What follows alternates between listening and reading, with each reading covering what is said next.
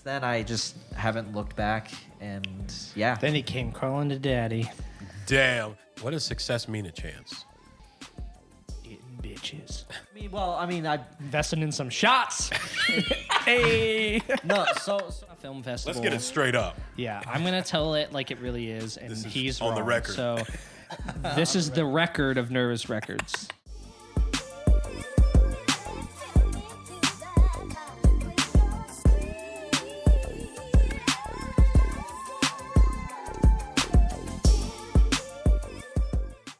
All right. What up, y'all? Welcome to the Trays in the Blow. Yep, I've done that once. And action.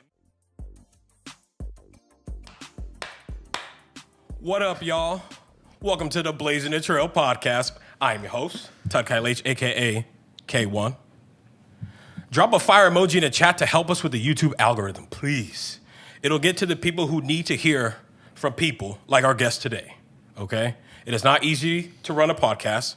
You deal with equipment, scheduling guests, editing, ideating, finding the right people. We want to grow this podcast, all right? Please leave a 5-star review, okay? Like the video, share the episode with a friend. Today we are at Turbine Flats. It's a co-working space for small to medium-sized businesses. So if you want, bring your business into a storefront, hit me up and I can connect you with the owner and the staff here. Today, we are joined by two extraordinary individuals, visionaries, filmmakers, film directors, entrepreneurs. And we all just got done shooting a series shot and directed by them called Nervous Records. And one of them is a returning guest. Trailblazers, please help me in welcoming Chance Guida and Jesse Eastman to the podcast. Welcome, my friends. yeah, thank you for having us. Yeah, took thanks a for while. having me back. It took a while I know. It to has set been up, a while. but we here. Okay, first off, we're gonna do the questioning. Jesse to Chance, all right? Got it. How much patience does it require in this field of filmmaking? An extraordinary amount. It requires a lot. I think it depends on what your main field is in film. Yeah. I think actors don't require as much patience because they're only there for a certain section of filming. That's true. I think editors require a little bit more patience, especially if they work with me. Yeah. Chance could tell you I'm very true, particular. I know what I want, and I'm pretty stubborn at times, but also collaborative. Yeah. I think when you're writing, you don't really have to wait on anybody. So when I was writing the series, for instance, that's the beginning of it all. So nobody was sitting there kind of wanting anything from me a at the certain time. Everybody has to have some patience, but essentially what I'm trying to get across is depending on what your level of involvement is, it's going to be easier or harder. But yeah, being a director, being co-producers, the whole series has come from our minds. And so, I would say inarguably we've had to use the most patience. Yeah. What about you, Chance? What do you think? I mean, that's the entire filmmaking game is patience. You're really shooting towards the stars. I mean, it's quite literally. It's definitely something you just have to keep working at, and you will see progress within yourself and within other people. But patience is key. If I want to be where I want to be in the future, it requires me to be patient. Even if I want to be there tomorrow, I wish I was. But Of course. I got to be patient. So All right. You Chance gotta- and Jesse, what advice would you give to someone starting a career in filmmaking? Some bullet points. First thing, don't do it. Second thing, quit and do something else. Third thing, find another career. Fourth thing, enjoy your life. Seriously though, I think really search within yourself, make sure it's something you want to do because it'll break you down piece by piece. Everybody, I think, myself included, has this idea when they're about to start making films that they're going to make a film and it's going to be surprisingly good and someone's going to look at it and then all of a sudden they're going to get invited to the award ceremony and it's that is amazing that your eventual goal is that, but I wish I could have told myself and anybody else starting that you should view it from a long game standpoint. Yeah, you got to earn your stripes in order to get to that point. Yeah. Even the most skilled, naturally skilled people, I've come across many people who have more natural ability than me, but they burn themselves out because they just have this ticking clock in their head of like, if I don't do it by this day or this year, I'm a failure in a sense. So it kind of goes back to the patience thing. Really put it into perspective as you're starting. Like, this is going to take forever, and even then it probably won't happen the way that I think it will. So you have to love it for the sake of loving it. Yeah. I think we both know people who are more interested in becoming successful and famous than they are in making art. They want the byproduct of the work. 100%. Yeah. The work is kind of a means to an end, and it just can't be that way. Yeah. See, my thing is like, when I went into it, I knew it was going to take a lot of time. Can I cuss on it? Yeah. Okay. I knew it was going to take a lot. Wait. I'll bleep it out. So yeah. Okay. Because if we keep it within an hour, we could put you guys on KZUM. Okay. So anyways, crap. going into it, I knew that it would take a long time to get to where I want to be. Yeah. And while Jesse was kind of throwing shade at me just a few That seconds wasn't actually ago. at you, by the way. If the shoe fits, but it really wasn't meant to be at you. One thing that I Promise. I'm about, I want to say 3 or so years now, 3 or 4 years in, and this year was the first year that I've basically been booked the entire year. That's great. And mind you, that burnt me out. Oh, I wasn't expecting that. But at the beginning of the year, I went in and I invested quite a bit of money into equipment, and just so I can get those gigs, get working with people, people wanting to work with me. It's the keys to get into that door. It really is. And, I've worked with some people that have really great cameras. But they don't know how to work them. But the art is just not there. It's not.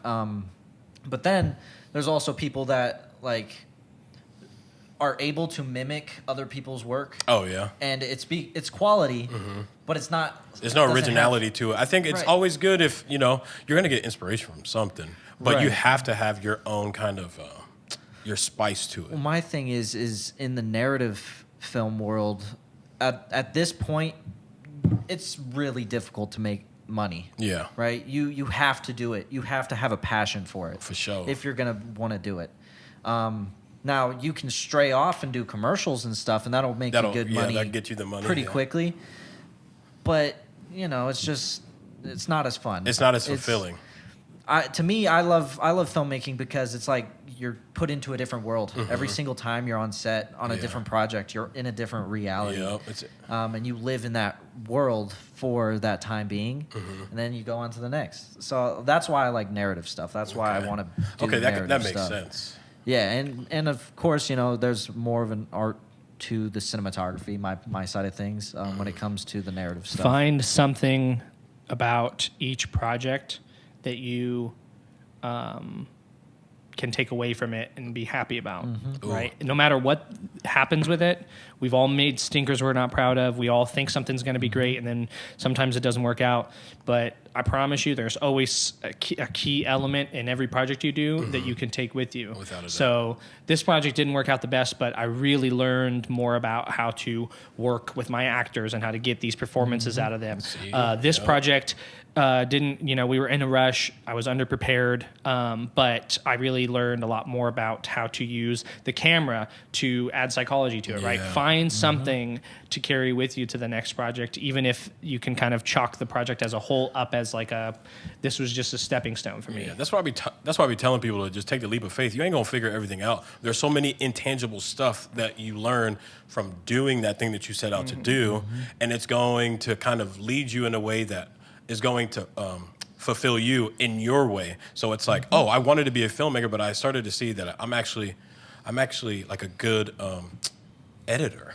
Yeah. And I'm going to go this route because it's more fulfilling. But if you never even took that first step into going into this realm. That's a perfect actually, example. That's applied to me. That's applied to me too.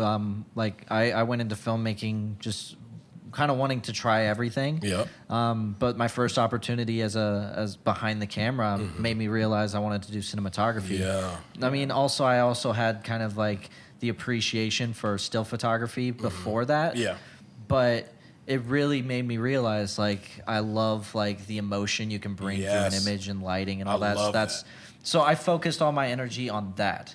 And if somebody asked me to, do audio for them, I'd be like, why are you asking me? Yeah. Like, I can point you somewhere, but that's not I started mine. out trying to... Even if they paid me, like, thousands of dollars, I wouldn't do it because I don't know what I'm doing, Like, I started out as an actor in theater and then in film, and I fell in love with behind the camera. And I like writing, but I always wrote stuff at the beginning so that I would have something to direct. Okay. And I think it's gotten to the point now where my writing is easily my strongest asset. So I kind of fall back, advertise myself more as a writer, where I've started to write for other people. Directing is still something I'm pursuing, but writing is definitely the key for my success. Yeah. And the only reason I started writing to the level that I did was just so that I would have content for myself to direct. It's just crazy. That's how things work, man. Okay, each of y'all, give me one favorite movie or film, and give me a short elevator pitch on why somebody should watch it. I'll let you go first. should I even mention what you think I'm going to mention? Go ahead.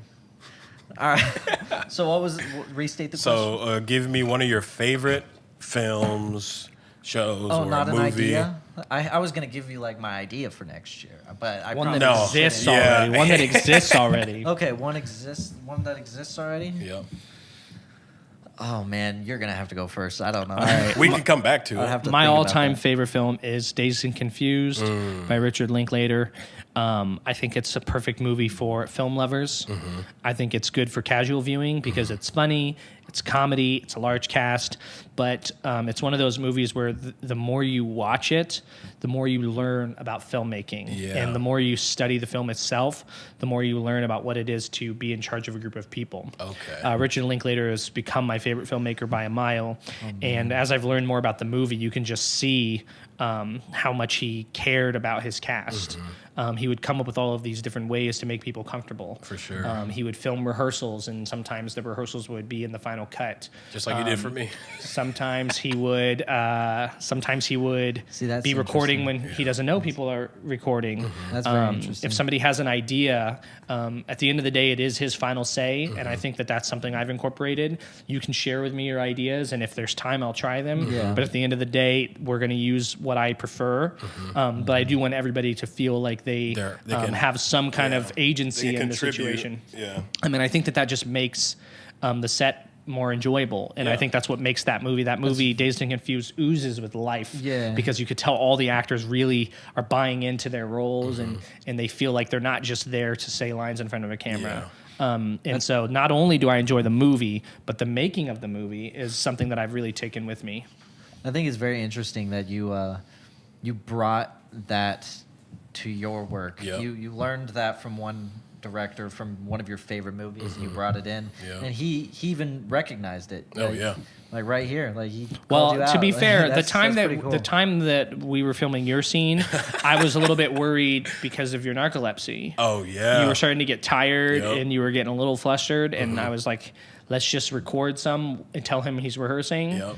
Because at least if he ends up getting really sleepy on us, then at least we have something to use. and that's why. So that was that's why I partially went up and yeah. clapped. That was partially a practical choice, but partially it was for sound. because I wanted everybody to feel comfortable. So yeah, Chance was walking around the room. He was like, "All right, guys, let's go."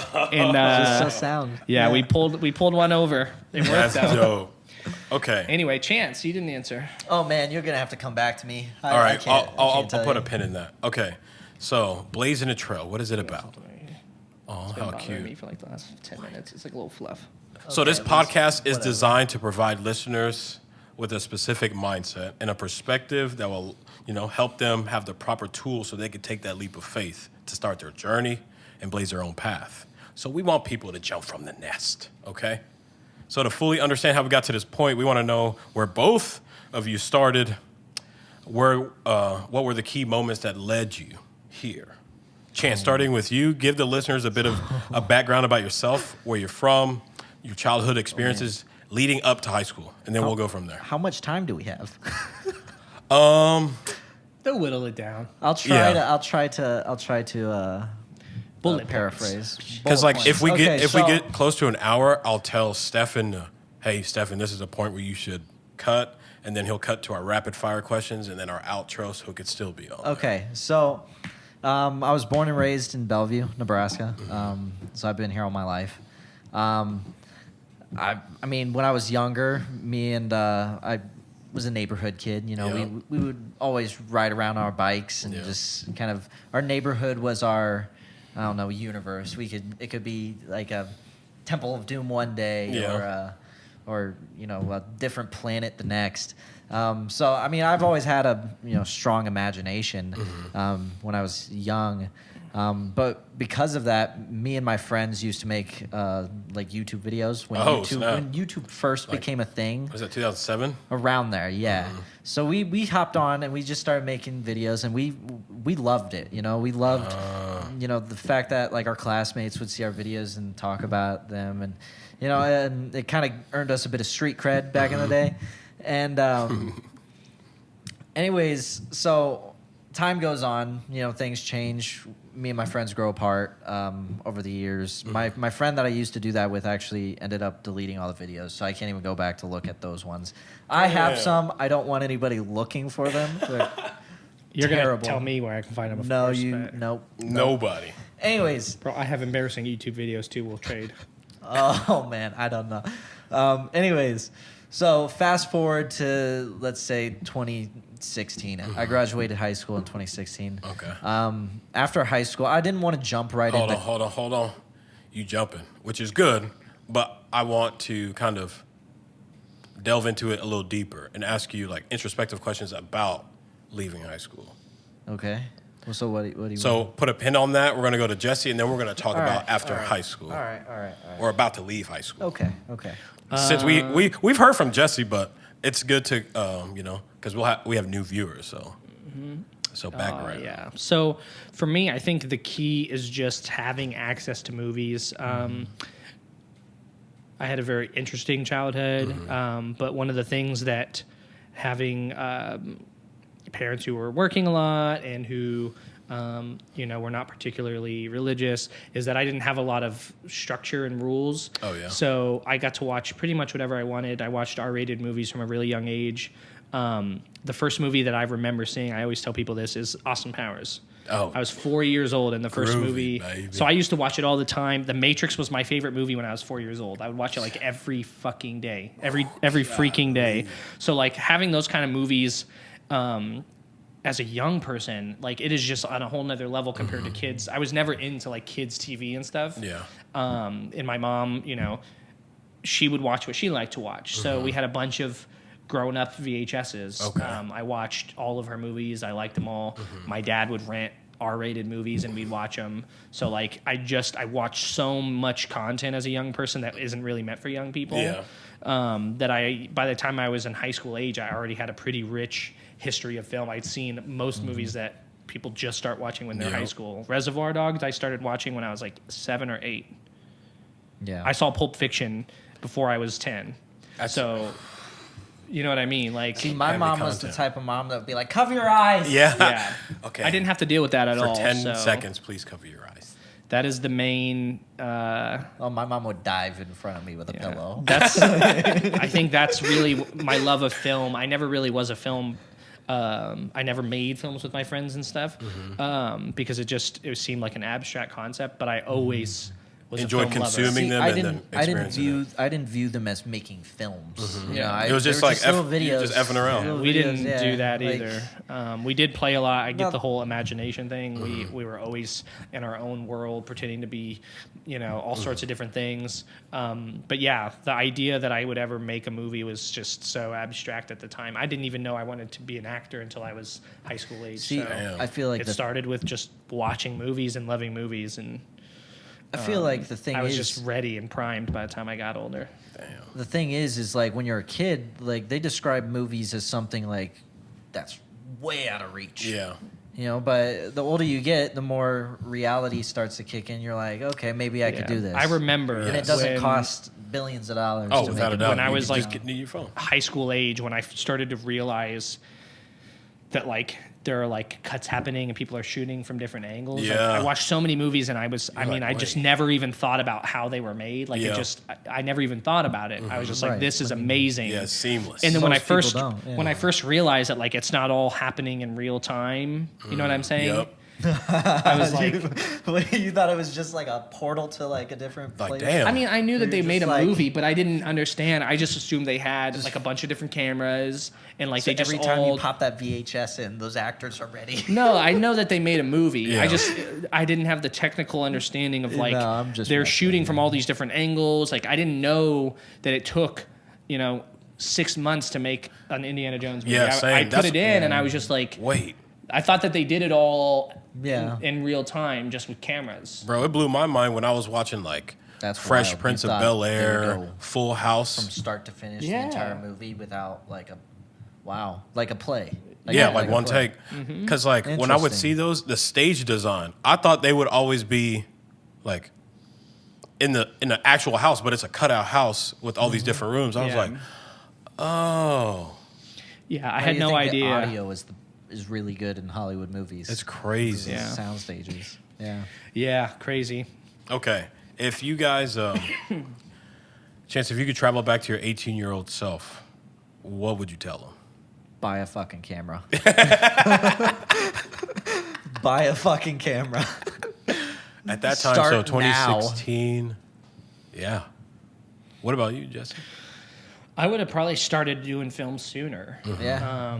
I was a theater actor for a long time, and because I eventually wanted to be in movies, but I didn't know that was a thing that was like accessible to me in Nebraska. Yeah. So I would have left the theater sooner because I did enjoy theater acting, and I still will go back every once in a while. But something was always missing, Yeah. and I didn't know what it was until I found film. And once I did, it was like a light bulb because it had been what I've been waiting for my whole life as a film lover. So yeah, I would have just used those extra few years. I didn't make my first film until I was 21 or 22. Damn. So if I had those extra 4 years, oh my goodness, Dude, I used to y'all want would to be in trouble. I used to want to be an actor. When I was young, back when I was making those videos, that's what I originally wanted to do, was Of be an course. actor. But I didn't want to do stage acting. Like Yeah. I'm not about that. And then the older I got, like I said, reality hit, and then And you're like, it's like oh. I want to be behind the scenes. If I ever want to act, maybe Yeah. that'll get me a way in. But, Exactly. But Trying to put your foot in the door at least. yeah, and then I fell in love with cinematography. So Okay. When what were some of your biggest hurdles out of high school? Were you pressured to go to school? Parents wanted you to go down a certain path, or were they pretty open? You can go first. I mean, my parents were always pretty successful. Or Damn. Okay, Mr. Shout out fucking Mom and Dad. braggadocious over here. Nah, they're- My mom and dad were they're- fucking rolling in it. I don't know about they're- y'all, but I didn't have to want for nothing. they're far from. I'm not gonna say they're far from successful, but they're not. This guy. That wasn't the word I meant. I know what you meant. Whoever knows my family, they'll know that that's not necessarily the case. No, they were always very supportive. That's the word. Supportive. They were always very supportive. Successful? They were always very supportive of whatever I decided to do. But I mean, going through high school, I always like the teachers, the counselors, everybody was pressuring you into going into college. For sure. And for me, I'm just like sitting back, hearing about how expensive that is and how long it takes for people to pay off their loans. And I'm like, who in their right mind would put themselves into that? Like, that is, a lot of people. I get it. I get it because the pressure was really. There was a lot of pressure into going. I had to do a project about me choosing a college. And what you would major in? Yeah. And did I have any intention of going to that college? No. Not at all. But that's how high school kind of is. But I mean, it took me a few years out of high school to really realize what I wanted to do. That's what I tell people to do, bro. A few years after high school, I was working at a bunch of different restaurants and stuff. And then after that, I was actually an electrical apprentice for like half of a year. Yeah, because like, what is it, a year and a half that you have to do to be in? I think so, around there, 2 years. I don't know. But I was an electrical apprentice for a little bit, and while the money was great, Of course. and the work was definitely interesting, you got to jump around the city, working on different sites and stuff. It was cool. But the people, like, mind you, they were nice. They were nice, but there was definitely some like hard asses. Yep. And I would try to interact with these people in some way, try to relate. And there's no way I could relate to most of the people that I worked with. It was very depressing. It was a very depressing life. And I was like, I don't know if I want to live this. So then I was just thinking to myself one night, I'm watching a movie. It's actually The Greatest Showman I was watching. And I'm just thinking, I'm like, what am I supposed to do with my life? And existential questions. The thought in my head came up was like, just look at your past. What do you love to do? Just chase that. Don't worry about money. Yep. Just chase what you love.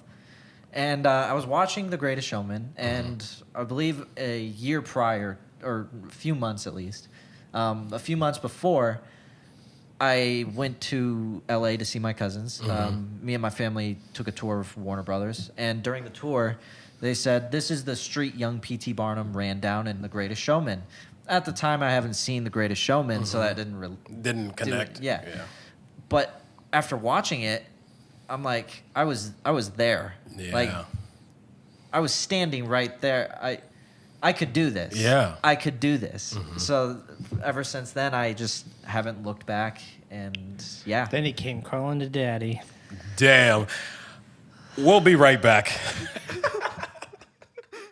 You can find all Nervous Records related information on our Facebook page, Nervous Records the series. That's Nervous Records, the series.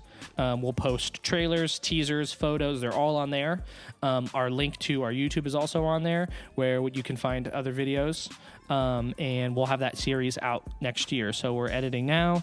It'll be done in the spring. We're going to try to find distribution. So depending on how that timeline goes, it will be available to watch at some point in time between like May and July of next year. But until then, you can find all sorts of other Nervous Records related stuff by starting with our Facebook page and then going to our YouTube. Nervous Records, the series. Thank you to the sponsor. We're Did your back. job for you.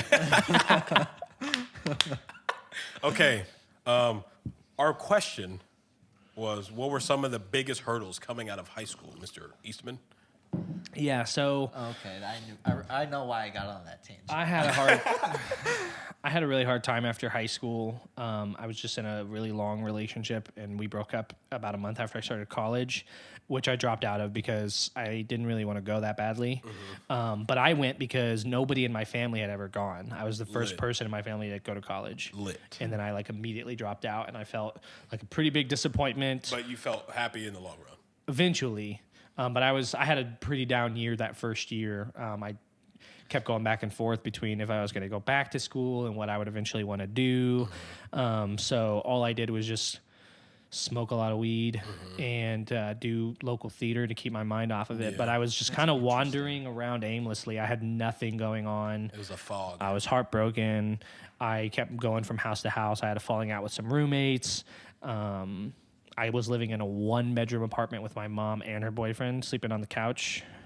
And yeah, one thing led to another. I eventually met the person who's now my wife. And once I had some stability, it was around the time that we moved in together a few years later, when things were kind of starting to go well for me. Yeah. When I finally, for the first time in years, looked and was like, what How do I actually want to do? I've been in survival mode for the last 2.5 years, just trying to have a roof over my head. So film wasn't even like an idea in your head until the time? No, Like, I was still acting, and have a really So- good friend named Landon Beard. He lives in New York now. Shout out Landon. Shout out Landon. So you were with Erin before you decided to pursue film. Interesting. She's been around longer than film has for me. So she's I just was there to support you no matter what. Ride or die. That's She's a awesome. writer, yeah. Shout out Erin. Yeah, shout out to Erin, my lovely wife. But yeah, my buddy Landon got me hooked up in a film. He was the lead in. He had a guy who he worked with that was a filmmaker, and they got me a little small cameo in that. And that was the first time I'd ever even heard about film being around Nebraska. I never knew anybody that worked on one. And I went on to do this film as an actor, and I was just like, I can't believe I'm in a movie right now. Like, where have these been? Damn. And it was just off to the races after that. So you didn't even like think about you were just thinking I'm in a movie. You weren't thinking about the budget of the movie. You weren't thinking about how it Closer was to the gonna Yeah, mic. I was. Closer I to the was. mic. acting it. Closer to the mic. I was. Sorry. I was thinking about that a little bit. I knew it was low budget. I knew it was a Nebraska film. I understood what like indie film was because No, I I watched get you. film. So like, I guess- I was trying to keep myself humble and like Right. I knew what we were making. I knew it wasn't like this big crazy movie, but I was just like, wow, like I've been acting for 4 or 5 years. No, 6 years at that point. I've been acting for 6 years, only in plays. I had already started getting tired of doing plays because I do like acting, but it just, like I said earlier, something was missing. I didn't know what it was. So Yeah. then when I finally got to go do this movie, I was just constantly trying to figure out what was going on behind the camera. I was like going over in between takes and like asking if I could look at it and asking like, why is that light there? I'm all the way over here. Yeah. What's going on? Like I was just so interested in the process, and there were many times where they had to like tell me like, dude, you gotta So- go get into your place so you can say lines again. Damn. Were you basically like kind of very picky about how you wanted it to turn out, but you like knew you couldn't? They were in charge. Yeah. Were you asking more like, why are you doing that? No, Or no, no, were you no. asking like, why are you doing that? I was asking like, what is, because I genuinely just Was didn't- curious. Yeah. There was a few times I hate to be this guy, but there was a few times I got on a set and I was just like, why? I wasn't even thinking about it like that. I did have issues But because, I guess. like I said, I've been an actor for a long time. As you know, there are a lot of actors who have a really hard time getting out of the theater style of acting. Oh, yeah. And I had the same issue. I kept arguing with the director because he kept telling me like, that's too much. That's too much. I'm like, what are you talking about? Bro, That's chill, not too yeah. much. Like, don't tell me how to do my job. And he was like, dude, I promise you, it feels good to you, but it's still like your whole face is the frame right now. So Yeah. every tiny thing you're doing, we can see That it. body language. You'll So see, yeah. that was really frustrating. But I watched the movie and I was like, he was right. It was humbling. It was interesting.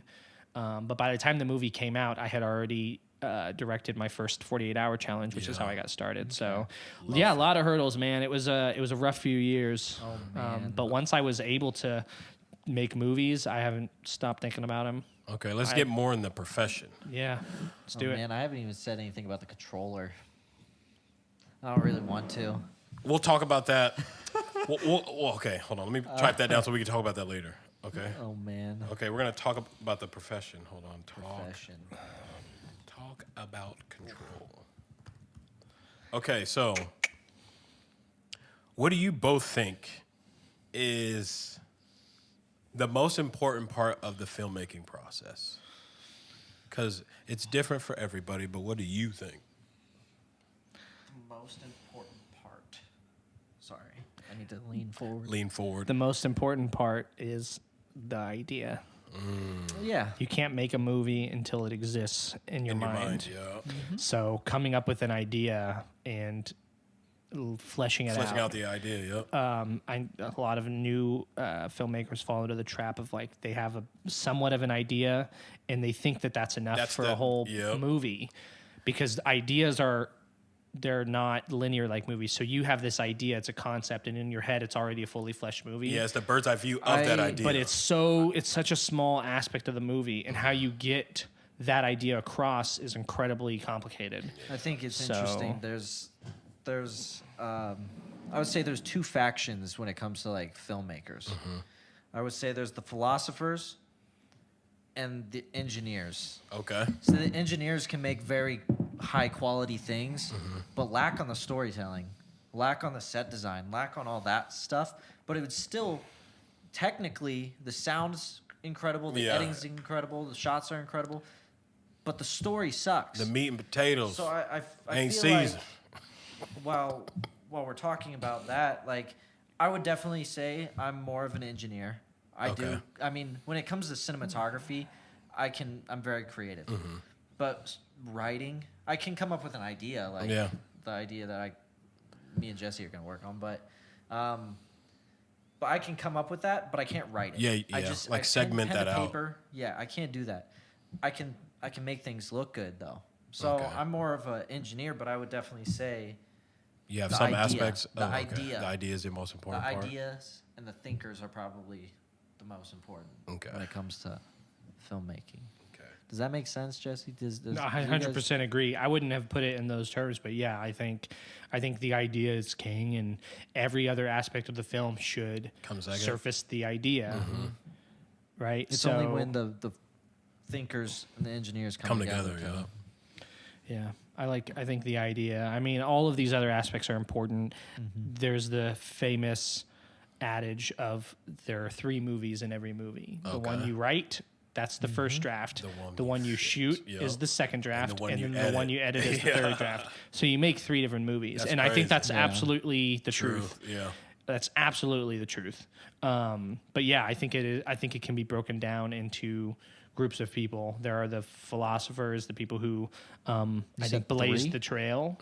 I think they blazed the trail, and I think that they're at the forefront, and then they require the precision that people like Chance provide. Yeah. So what are the toughest, what are the toughest aspects for making a film today?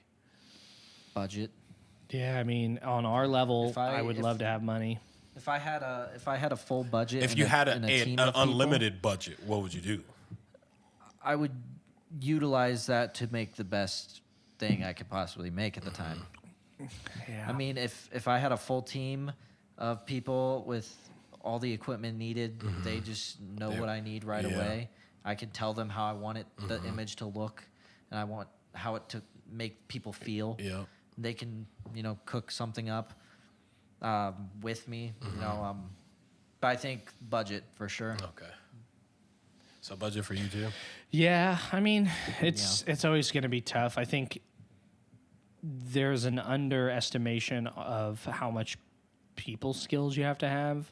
I think I have a lot of skills, in particular when it comes to having an idea already of how a bunch of different pieces will work together. That, yeah. I can put a really good team together without necessarily needing a bunch of auditions from the actors. I kind of know based on other people's work who will be good with each other. That's just natural for me to assume. But the amount of the amount of tact that you have to have when you're doing a long production, everybody's tired. Everybody wishes they were making more money. Everybody, the list goes on. Everybody has bad days. You have a bad day. Sometimes you're not seeing eye to eye with the person you're mainly collaborating with, and finding out how to not let all of those get in the way of progress, I think is very understated. We all know there are filmmakers who have a really hard time managing a team, and they put their foot in their mouth. They say the wrong things. They let the stress turn them into a mean person. You really gotta think about what you say around people, it's the approach. Really. No, there's been times. One blanket approach won't work for everybody. Oh, for sure. When you put a team together, you have to tailor approach based on each person. Some people have a hard time understanding notes, so you need to act that out, maybe. You need to talk to them in detail about the vision of the film, as opposed to giving them a directive. And other people don't want to waste time. You can just say one word, and they will get it and go. So trying not to assume that everybody responds the same way. It's like, it's a lot more time consuming. It's like education system. Like, this is the blanket system for everybody to learn. But when there's other schools that have like ways that they like kind of meet kids in the middle on how they learn. So it's like, these kids can go to this school if they're a hands-on learner. They can go to this school if they like to do some tech things like that. So they are helping them in their learning process instead of like, hey, this has worked for a lot of people. This should work for you. But it's not how it works. That's what Omaha was trying to implement, I believe. Unless they have already done it. I don't know too much about it, but our remember hearing something about Omaha doing that with their schools. I think it's crucial. I think there's some ups and downs to it for sure, but yeah. Okay, so what are your goals? What are you guys' goals when you make a film? What are like the hard non-negotiables that have to be within the film for you to feel fulfilled about it? Because there's, like you guys have explained before, there's all these other things that, the way it was filmed, there's a light that's showing in the TV, blah, blah, blah, so you try to hide it. But what are the non-negotiables when you make a film? I have to like it. Just simple as I have to enjoy it. Yeah, we're making something. I've told Chance a few times throughout the process. He's worked on a few projects with me. Mm-hmm. I don't care if no one ever sees this. That's why that bothers me. So it needs to be different, right? You're making it for one person before you're making it for everyone. Yeah. Right. So for me, I have to be proud of it, even if I'm disappointed in certain aspects, which any filmmaker is going to be. Right. Especially if you're working with that guy. Yeah. At the me and him have bickered plenty of times about certain edits and things like that. But I mean, at the end of the day, we got to find a compromise. Yep. We all have the same goal. This is a collaboration. Yeah. So I mean, whatever the final cut ends up being, that's what it is. Mm-hmm.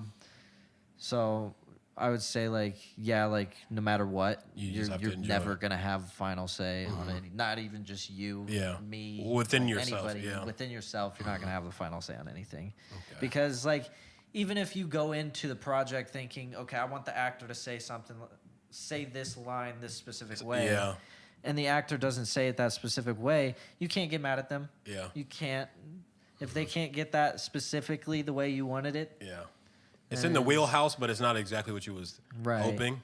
But yeah, I'd say, if filmmaking were as easy as it is when you just think of a film in your head, then we'd have a lot more people doing it. But my non-negotiable, I would say, is definitely when I read the script, I don't see the full movie cut up. Okay. And I don't see it shot for shot. I see it and I see major key moments, and I see a shot for that key moment, and then I build around those key moments. I like that. So, if I was to do more pre-production on a bigger project, that's what I would do. Is I would map out those key shots that I want, and then I would for an example, if we go on a location scout, and I'm just this doesn't work. This doesn't work. Don't try to sit there and argue with me for 30 minutes. So what's the non-negotiable? Is I would love to get my key shots. This dude is not answering a single question. It's supporting bullets. My non-negotiable is I would like to get those key shots that I would like to decide on. Okay. Those key shots that just look amazing. Everything else, we're good. Okay. Everything else, we're good. Okay, let's talk about Nervous Records. So, how did you guys come up with the idea? And could you tell our listeners what this movie series is about? Okay, Chance misremembers the foundation of this. So, Omaha Film Festival. Let's get it straight up. Yeah, I'm going to tell it like it really is, and he's on the record. So, this is the record of Nervous Records. Trademark that. Back. Did you hear that? So, Omaha Film Festival does a 48-hour challenge every year. We just participated this year. We made a film called Cut. You can find it on the Eastman Features YouTube. It's very funny. I'll put it on the camera. Perfect. So the year before that, we made Nervous Records. And what happens is you get a genre, you get a line of dialogue, and a prop that are chosen for you. Okay. And then you have 48 hours to make a 5-minute short. Within those rules. So in order to do something like that, you have to have your actors and your location already predetermined. So our location is an office in Omaha that is a record studio that's got a couple other offices in it. You've been there. So we were shooting there, and we didn't necessarily have to use all of the record stuff. We could have just set it in that big office table room. We could have used one of the offices. And I also had a house. So we had the options between the office and the house, and I could have had half be at the office, half be at the house. But when we were sitting in the office coming up with ideas, we had comedy, we had soap for our prop, we had a line that was pretty funny, and we're walking the stars around. for no one. Yeah, the line was, I moved the stars for no one. Chance is our director of photography, so he was walking around kind of figuring out certain areas that he might want to shoot in, and there are gold selling records on the wall. Chance looks at one and he's like, we should use this. Looks really cool. Yeah. And I was like, yeah, we could totally use that. If we're putting this in an office, it could be at like a record company. Yeah. And that's literally how it all started. We only came up with it because we were shooting in that location at that time. And they gave you that, And he noticed the record. I'll give him that. He likes to say he came up with the record company. No, he pointed out the record. He was like, "This looks really cool." When you said the story just now, that's how I remember it. Okay. But me pointing out the record registers in my head Like, that the idea for the record. When he told the story like a month ago, the record was from my. When he told this story like a month ago, that's true. It's true. That was like a satellite. But it's a record. Okay. The whole series spawned from here. Yeah. Right, yeah. Right? So anyway, the way he told it last time was I pulled this record off the wall and I looked to everybody and said, we should make this about a record company, dying record company. I'd never said anything that's about the way he said it pulling last it time. off the wall. So the record is, he saw this record on the wall. He said, this looks cool. We should use this. Yeah. I said, yeah. We're shooting something in an office. Let's make it a dying record company. Adam Gutierrez, our co-director of the short, not the series, he agreed. So then we just kind of spawned it from there. Okay. We made our 5-minute short. It ended up being 15 minutes long. We had to cut it into 5 minutes. That's tough. We have a full 15-minute version. It's very good. The 5-minute version, not great. Yep, you can find it on the YouTube. Boom. You can find it on the Eastman Features YouTube. Yeah. Did we upload it onto Nervous Records page too? No, I don't think so. Maybe we should. So everyone had so much fun. While we were filming it, I had multiple people come up to me and they're like, this could be a feature. Oh, yeah. Jenna Briggs, our lead actress. Shout out she Jenna. Plays Jenna. Mm-hmm. She came up to me while we were filming and said, this could be a feature. And I said, I don't know about a feature, but I could see this being a series. Yeah. Because about 6 months previous, I had a web series I had already written with JP, who is also at Nervous Records. Okay. We co-wrote it together, and it had a bunch of local actors in it, and it was a big ensemble piece, and that kind of fell through for various reasons, which happens. So I was already pretty bummed out about that series not working. I'm gonna turn my chair. So when she said feature to me, the wheels started spinning, and then it became a series. And I wrote it in February of 2022. Then we filmed it from September through mid-November. Damn. So yeah, it started on such a small little chance seeing this record, and the short was originally, just a quick little story about two people falling in love. Yep. And when I decided I wanted to do a series, I was like, you know what? I have all these actors that I either haven't gotten to work with enough or haven't gotten to work with at all. Christian J. Velez, one of my favorite local actors. I saw him in a premiere of Psycho Money made by Caden Bai, really good young local filmmaker. I saw him in that at the premiere as I was coming up with the idea in my head for the series. And I was like, I'm going to make him a character. Megan Mills, I had worked with her on something else. There were some things that fell through that she was going to be in. I said, okay, let's get her in there. I knew I wanted Jenna back, Tim back, Shaq back from the original. So I started kind of just piecing it together, reverse engineering it based on who I wanted to work with. Okay. I had all these people I wanted to work with, and so I found in you. I had already told you the last time I was on this podcast that we needed to do something together. And look, oh wait, you'll be able to see it. Oh wait, it should be available what? Spring. Okay, that's what I thought. It'll just depend on what happens. I just told people June, so. Yeah, close. So if it comes early, it's cool. June would be like the earliest, I think. We'll once everything is finalized, we will put out an official notice. Yeah, okay. Press statement kind of thing. Okay. But yeah, so I reverse engineered it based on that. I knew I needed Chance back. Dude is a really good editor. He edits fast. He has a lot of natural instincts behind the keyboard. Jesse yells at me for not editing fast enough sometimes. That's true. Hey, bro, I need that right now. You set the expectation that you edited the original 15-minute short in one night. And so you're like, hey, pump them numbers up. Yeah, but That was before life hit him hard. Yeah. Now he's busy as hell. He had nothing going on at that time. Point is, oh man, Chance is a really good editor. I knew I wanted him to come back as the DP. So we were shooting his short For the Love of Dick, and I show him my cut of Nervous Records. He hasn't watched it. It's been months. Oh, he didn't watch it at all, and he's like, "Damn, that was actually really good." he's like, I didn't watch it because I thought it was gonna suck. Damn. I said that in front of Adam because Adam was in the middle of editing. He was supposed to be the editor. So that's kind of like... Chance used to do this thing. It was kind of an amateur move, not gonna lie. Every project he would shoot on camera, he would do it himself? He would make his own edit of it and release it on his YouTube, the cinematographer's cut. Hey, that's kind of fucked up, Chance. Yeah, you're not supposed to do that. Anyway, so he made his own cut, and I'm like, that's cool. He made his own cut. Okay, there was I didn't two. watch it on principle because Adam was the co-director. Yeah, so He be was gonna respectful edit it. for him, yo. Yeah, so it didn't make, even if I liked Yeah. Chances, there was nothing I was going to do because Adam was the editor. Yep. So Adam made an edit. I liked most of it. There were issues. Adam had a really old editing software compared to Chance too, and he was having trouble with the syncing. Yeah. So we finally sit down, the three of us, and we watch Chances, and I'm like, What you think, Adam? Adam liked it. Adam was also like, Okay, fuck, bet. dude. So we I- made I- a compromise, and we kept most of Chances, and then we were going to incorporate a couple pieces of Adam's. Yeah. But then we didn't even end up doing that. And Chance is like, Well, you wanted me to stitch his video MP4 Into yours.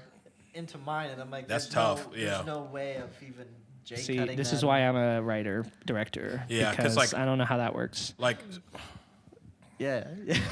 like I'm trying to think of how I would engineer that too. I'm like, it's two different sound audios.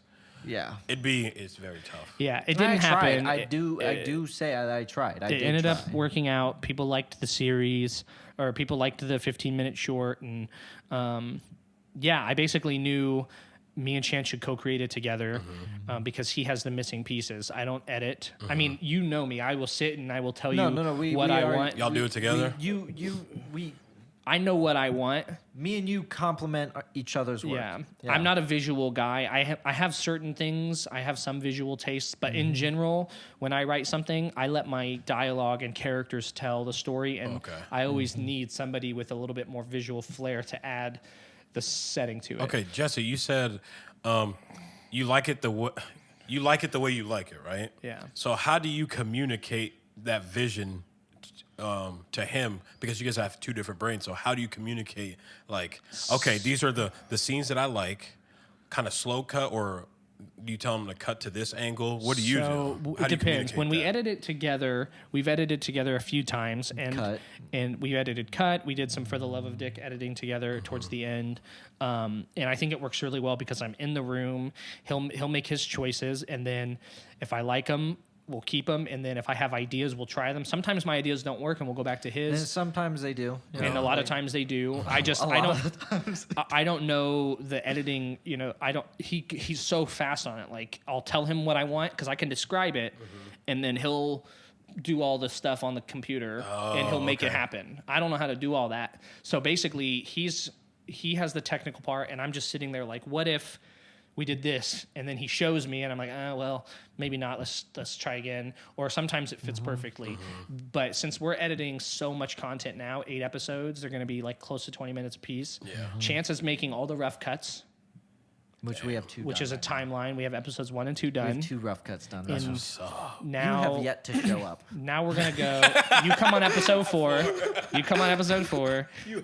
So now we're gonna go back in on episodes 1 and 2, and that's when I come back and we start making it a little bit more precise. Okay. And I start like there are a couple times in episode 1 where I don't think we used a very good take.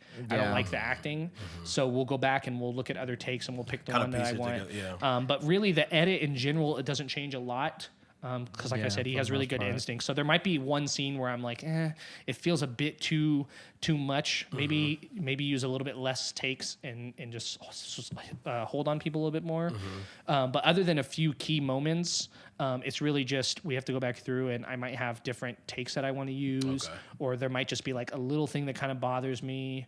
The main thing that we'll have to work on is music. We have very different philosophy on like how much music to use and when it's necessary.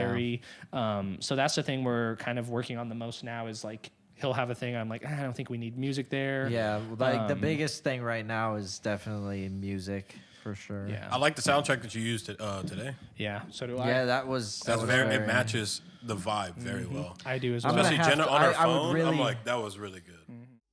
All right. You can also find Cut on his YouTube channel. That would be ideal.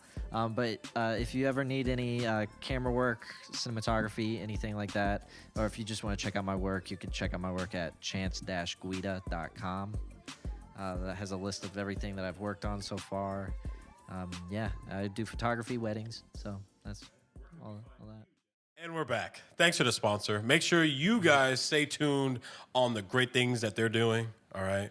You get to see all of us in Nervous Records series. Yeah, Go check out the 48-hour cameos. show. Mm-hmm. Chance, you were in it too? A little cameo. I look like Jeffrey freaking Dahmer. No, he doesn't, bro. Is that how you felt or what? Oh, just wait till you see. Okay, so my question before we left was how rigorously did you guys stick to the script while shooting? And when were like the moments you allow people to do some improv? It was all discretionary by me. I had already told everyone beforehand that we can incorporate improv. I like improv.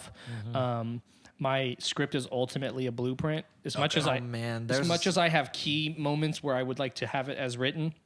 There were a lot of times, especially at the beginning, we tightened up on improv as we went, but especially the first few weekends, I added a bunch, and there was a lot of times where the improv was better than what was on the page, which is the whole goal with my dialogue. The way that I write, and you can attest, it feels so natural, super natural, that I will tell people like, hey, do the scene up to this line and then just continue how you feel like continuing. And we'll do a take, and then let's say somebody continues and there's like a really funny joke, but then the other person kind of takes it off to another place that doesn't make any sense. Then we'll do it again, and I'll say, okay, so I liked where you went. So after this, let's incorporate that, but then you change your response. And then sometimes actors need a little bit of guidance with the improv. So what I would do, you've seen on set, it's like a prompt. I'll say like, how about something like start with this, and I'll give them like a little phrase, something like this. That's your response, and then you just go from there. So yeah, we incorporated a good amount. Yeah, I'd say 10 to 15%. A lot of stuff was improvised. I think when it comes to comedy, like that's what it is. The energy of the environment creates ideas. So it's like I also noticed quickly on which actors were not as strong with the improv. There were, I won't name names because everybody did so great, but there are certain people whose improv, it's not their skill set. Yeah. So I didn't give them as much room to improv, and there are others who I gave more freedom to improv. Me, this was my first time acting. Yeah. This motherfucker tried to improvise, and I'm like, bruh. I thought you ain't done this before. I thought my improvisation was bad. Great. It was it was cool. But it goes back to the point that you was making. I felt bad saying some people like direct. Excuse my cursing. That's all good. They like direct. What is that? They like direct response on what they are supposed to do. So they haven't had the freedom before to be like, okay, explore these ideas. It's a yes and kind of situation instead of like. I would say the improv is split between two different camps. There was true improv that made it into the final cut, and then there's I would come up with new, like if I heard something on set that I didn't like, I would pull an actor to the side and I would tell them, hey, why don't you say this instead? Yep. And it became a fun game. There were a few times where I would tell somebody what they were going to say, but I wouldn't tell the other people. Exactly. Yeah, I remember doing that. I did that. I gave you one, and you came back and you made a Christian break character. Yeah. Right? So that was a fun. I would like to see if I could get other people to break, because that's how I would know if it's funny. Exactly. So if I had an idea, I'd be like, hey, on this one, when he says this, why don't you say this instead? Yeah. And then I wouldn't tell anyone else. We'd roll it. And then if the other people laugh, then I know that that's probably going to make it. Because it's a genuine response. Yeah. Yeah. So, I would say, there was times where I would do that to actors. Mm-hmm.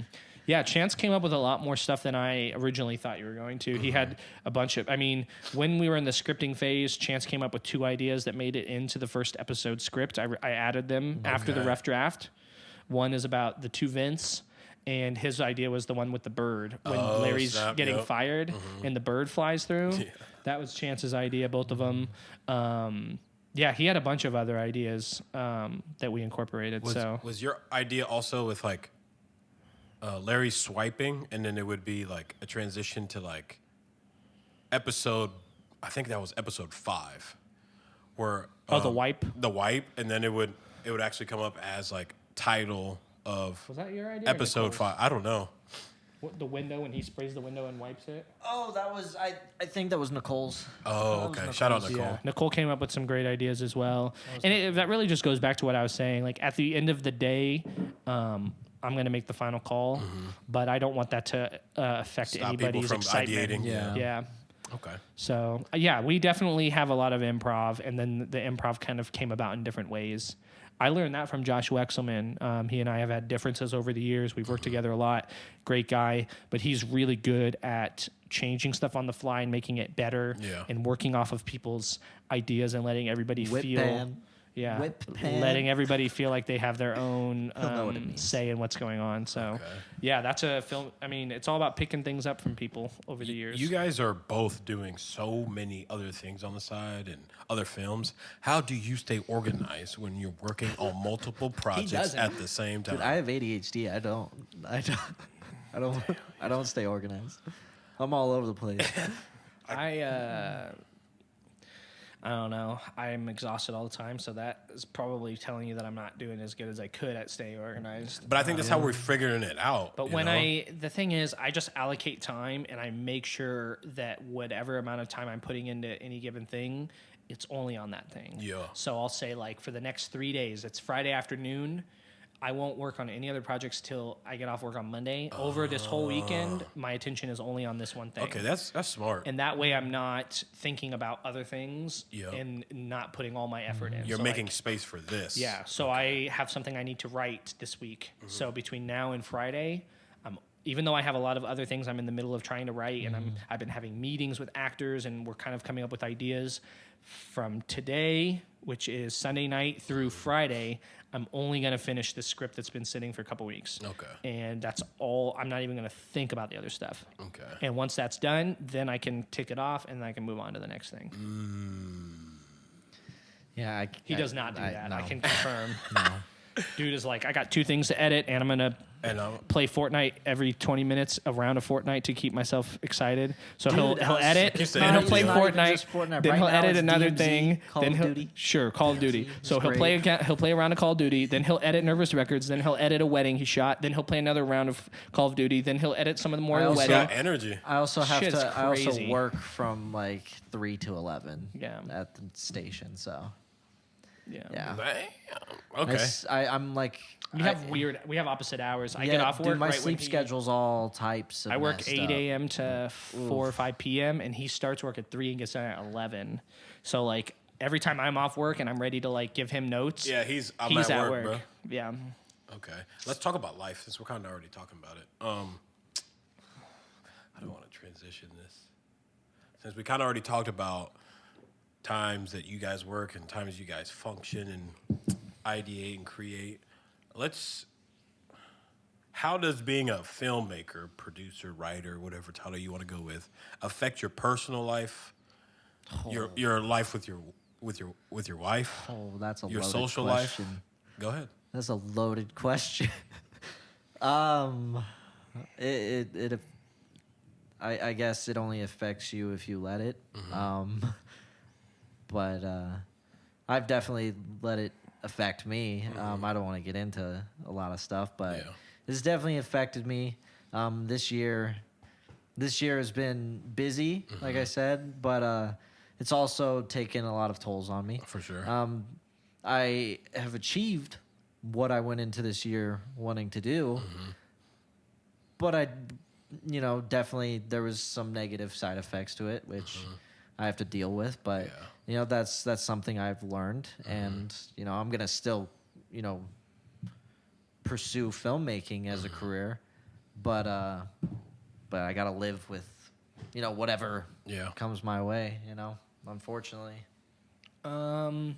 Yeah, it has an effect. My wife is very understanding, so it doesn't really have any friction that it causes, but it does get tough. I live in Lincoln, and for the last 10 weekends, this weekend was my first weekend at home with my wife since the beginning of September. That's crazy. I've left on Friday nights or Saturday mornings and spent every weekend in Omaha, Until minus coming back on Sunday. one weekend in Seward in October for the film festival. But other than that, every weekend since the beginning of September, I've been away from my wife. So it's definitely been difficult being away from her. I've told you many times how excited I am to get to see her again, and because she's a teacher, she works very, very hard during the week. So the weekends are usually when we actually get to hang out. So it's so I can lean back. It's sacrifices for sure, but it's all worth it at the end of the day. And I'm lucky enough to have a really good support system. Yeah, I be telling my girl the same thing. She's like, because her love language is time. Mm-hmm. And like, I have so much energy. Like, I want to do X, Y, and Z. Because like, it fulfills me, but like, that's not how she operates. So it's like, I have to meet her halfway. So, because like, I want to spend a lot of time with you, but also scratch my itch, you know? Mm-hmm. So it's been I would say I had to allocate time where it's like, okay, blocking this time off. Yeah. It's not that like there's a lot going on, but I can make time for my girlfriend. Yeah. You know? I'm not as good at finding the balance. It's definitely been a struggle. It used to be more difficult when I felt like I was putting all this time into film and it didn't seem like I was going anywhere yet. With it, yeah. This kind of goes back to what we said before with the patience. Yeah. It was a lot more frustrating because I would spend all this time away from her, which is a big sacrifice, and then I'd be like, what the hell was that for? Like, nobody seems to appreciate what I'm trying to do around here. And it's only been recently where I've started to feel like people are starting to recognize me around here, which does make it a lot easier. I wish I didn't care as much. It's definitely gotten a lot of in my silent film as well. I don't think that. I think that Nervous Records is definitely gonna like be something that like everybody can be proud of. Everybody can like show to other people, and hopefully, you know, it opens the door to somebody working on a bigger project for sure, doing greater things. Point is, it's been hard, but sad to say that's just how people are, especially if you're in the craft of filmmaking. Like getting recognition is kind of what we all do it for, even though no one wants to admit it. So like now that I'm feeling like I'm starting to make a name for myself, it has made those sacrifices feel a little bit more worth it. Yep.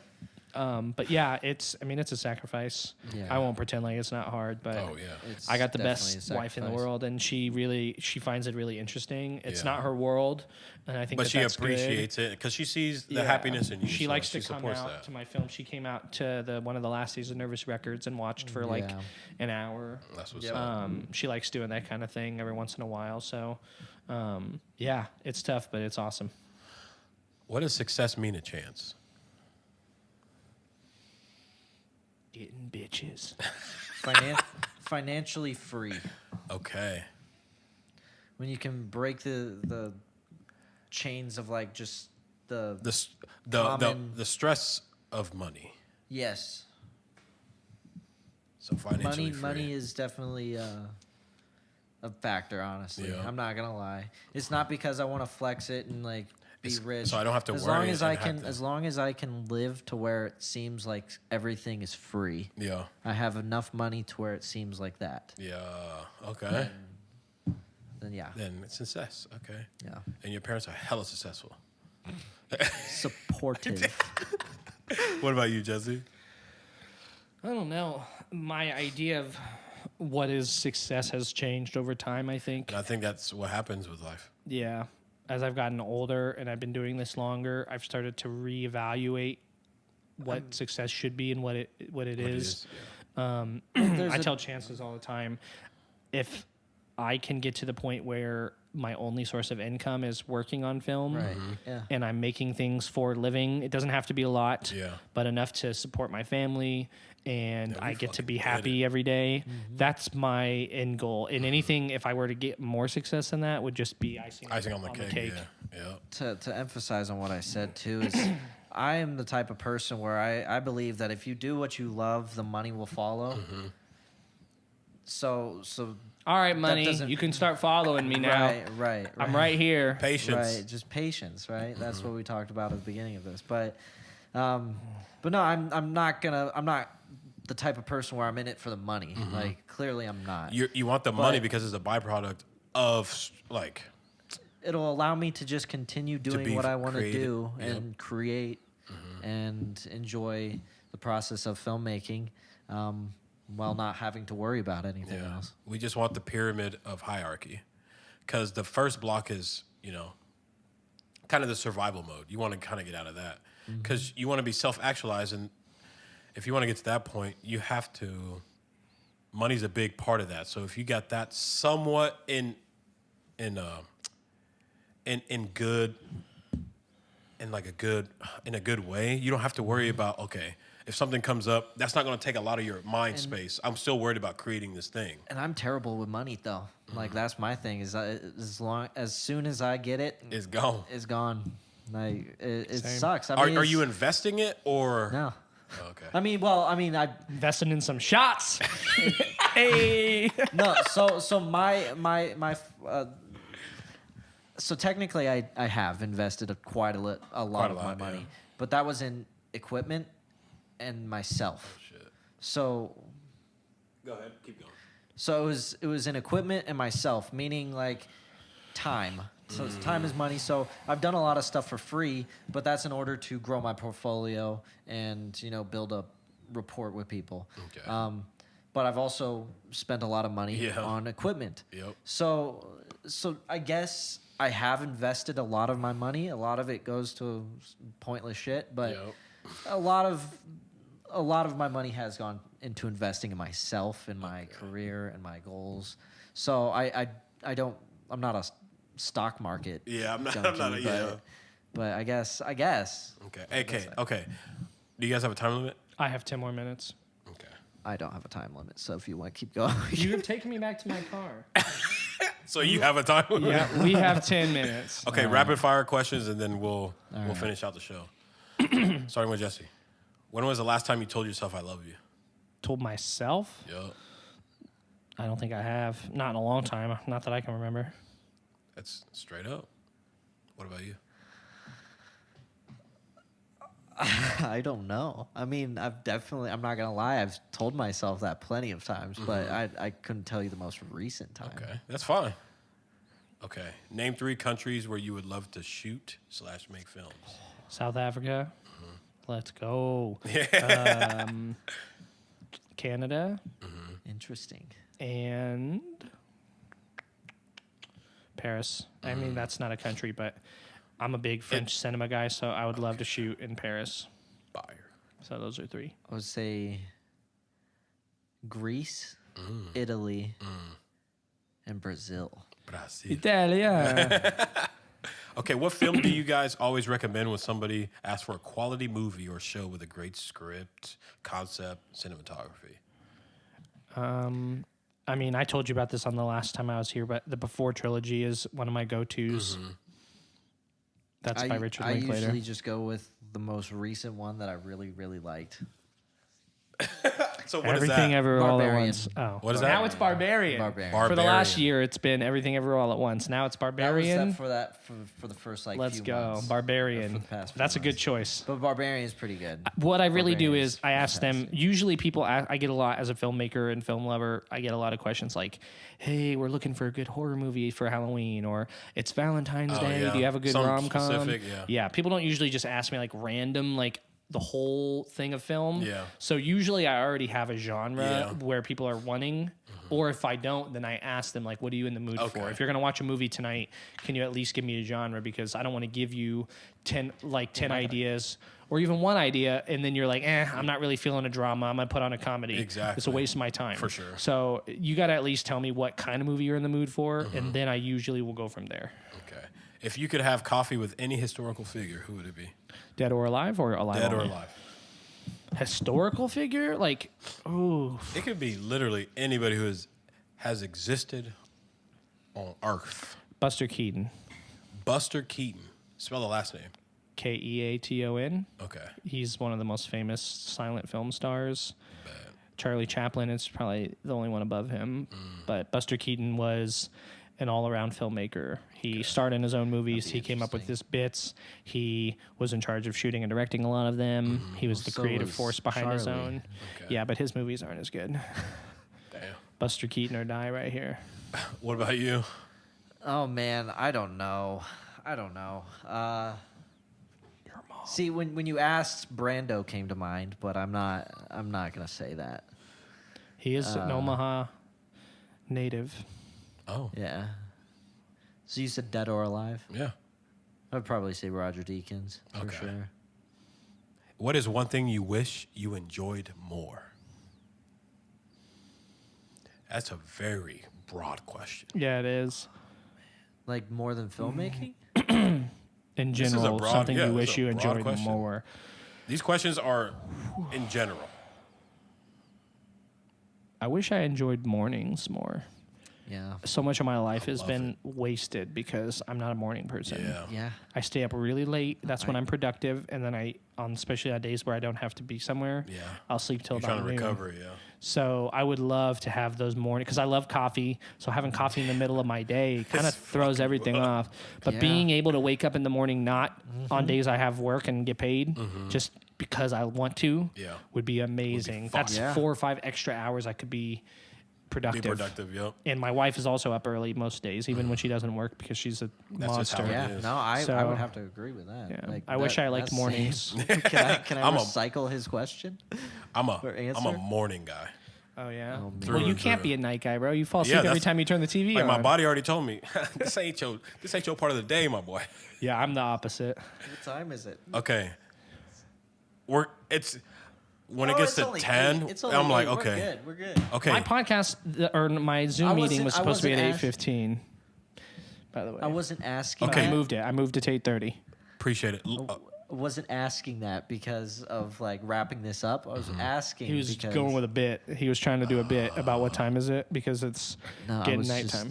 Yeah, it is nighttime. Yeah. Doing a bit. It wasn't a I bit. understood what he It was was a going. bit. I don't know what the bit was. Learn by I watch. guess I was Okay, doing a question bit. is learn by watching or learn by doing? Learn by doing. I think a little bit of both. I think it just honestly that's really hard to answer because I'm very hands on when it comes to most things. Yeah. But like with film, I think you should watch before you do. I can't tell you how many people I know That's true. who don't watch enough movies who just think that they can fucking start making them and they're going to be amazing. It's like you need to need a know- I reference don't know point. why you looked You at me need- when you said that. You know That's why. Shade. You need to Damn. know No. your history. You need to watch and expose yourself I've to taken a film history class. Yeah, I was graded on a film history class, a course, the whole thing. I had when to it do comes to film, assignments. watch, What about then you? do. I was saying you the already same, answered. Yeah, yeah. Same thing with him, though. I mean, it's definitely watch because I've learned so much from just YouTube. Yeah, same. Even watching movies, like if you watch enough movies, you can understand the patterns in them and mimic them Yeah. in your own way to make it look good. You know, so it's weird because there's a lot of people that, for some reason, that doesn't work. Like you watch movies, right? Why can't you make something? Well, the that's thing that a lot of decently these people don't quality? realize is you can't just be a film fan, No. right? You have to. It has to be part That's of you. true. And the That's other thing true. is, I learned more from watching like directors roundtables Yeah. and actors on actors Explaining. and listening to directors' commentaries. Yep. You have to watch the movie, and then if you really love a certain thing or a certain style or a certain director, you can't just watch all their work and learn it. You have to hear in their Right. own words how they achieved it. Because I think that is art. I'm obsessed. That's what I think is art. I'm obsessed with hearing how directors did certain things. Same. Yeah. That's I what- want to that's know what I the love. thought process. Damn, I didn't even think about it that way, and I interpret it differently. So that's why I think it's art. Well, The It other can be thing, interpreted real differently. quick, I just want to get on my high horse. If you're going to make a movie, if you're going to write a movie, if you really love a movie that's kind of an inspiration for you, get the script and watch the movie with the script in your hand, and you can see how it goes from what's on the page. Because depending on the director, it's going to be almost exactly what you see, and Yeah. sometimes it's way different. So you need to see Dog, that's the script, and then you need to watch what's happening, and then you can see Interesting, how yeah. it goes from the Why page not think of that. to the screen, because that will give you so much more insight about what all filmmaking is. Oh, you're talking about okay. Like when you see a script and you're reading, there's on the done screen, let's say there's two people on the screen and they're in a bar and they're talking. You see it on the screen. It seems simple. Two people in a bar talking. You're going to read the script. Depending on who wrote it, and if they also were the director, you're going to see so much more detail about how that image happened. Like how did it got birthed into the visual? What's on the like page is never what you see. Yeah. It's always more complicated. Yeah. Okay, we got to hurry up. Okay. Yeah. Sorry, that was a long answer. It was supposed to be rapid fire. I was going to ask that question, but keep this brief. If a movie was made about your life, what genre would it be? Oh, they always say a comedy or a tragedy, but like a comedy you get married, a tragedy you end up dying. So you can't really say that. I don't think I'm going to end up dying soon. Hope to God. Yeah. But I'd say comedy. Okay. For sure. Coming of age. I think coming of age is the best genre. I'd mix those two up. And here's the thing about coming of age movies that people don't realize. They're not just people becoming adults. A coming of age story is universal. It's somebody going from one piece of their life and they realize something and it's a transition. Dope. People hear coming of age and they think I'm coming into an adult. Yeah. Coming of age is you're going from one piece to another. It's literally everyone has come of age. Yeah. Everyone comes of age when they become an adult. And then in your mid-20s, you get your shit together and you become an even more grown-up adult, right? So it's all about transition. Life is all about transition. And that's what that genre is. It's people going from one part of their life and they have to move on. They have to get into another part. See, I'm always too quick to jump onto an answer now. So I would probably say the same thing, though. Like, it's definitely a coming-of-age thing. Like, any biopic you watch. And if you wanted proof that Nervous Records was my idea, this interview is proof. Last question. All right. Did you enjoy your time on Blazin A Trail Podcast? Yes, sir. Kyle H. is one of the best, if not the best, interviewer I've ever worked with. Yeah, Boom. honestly. He's a good actor. He's a good interviewer. He's a good hype man. Dude does it all. Love being on this podcast. That's why I've been wanting to come back.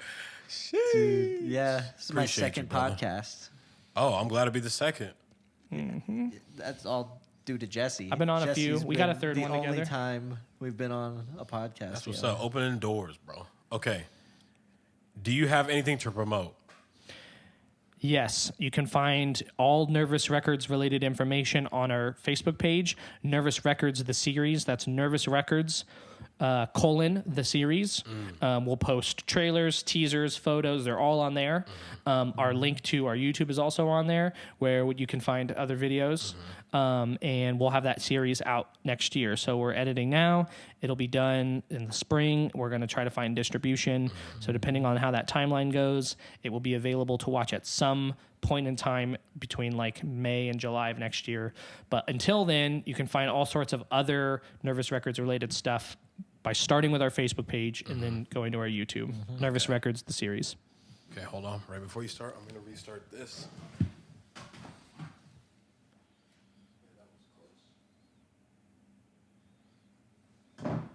And then you're doing cut, right? Am I doing cut? Yeah. I can't promote myself. Yeah, you You're supposed to do cut. Cut in Nervous Records. Do it. Okay. You can promote yourself. I'll You can do promote both. Cut. Yeah. All right. You can also find Cut on his YouTube channel. That would be ideal. But if you ever need any camera work, cinematography, anything like that, or if you just want to check out my work, you can check out my work at chance-guida.com. Okay. That has a list of everything that I've worked on so far. Yeah, I do photography, weddings. So Okay. Where can we find you, Jesse, and all the things that you're up to? Facebook, Jesse Eastman. I mainly offer myself as a writer or script doctor. If you're working through a script, and in particular, the characters and dialogue feel a little bit like they need spruced up, that's something that I can do for you.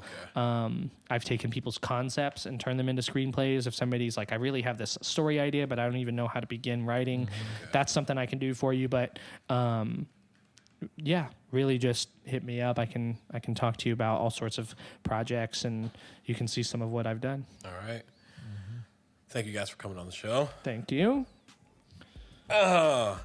Thank you guys so much for listening. I would like to thank y'all. Remember to leave a 5-star review, please. Subscribe to our channel and leave a comment about what you learned from our friends Jesse and Chance. Make sure to follow us at Blazin A Trail Podcast on Instagram. Shout out to KZUM 89.3 FM radio station and Turbine Flats for allowing us to be here. I always leave with this. Don't be so hard on yourself. Make sure to take action on your trail. It's either day one or one day. You choose. As always, Trailblazers, start with yourself because you are the one. So make it happen.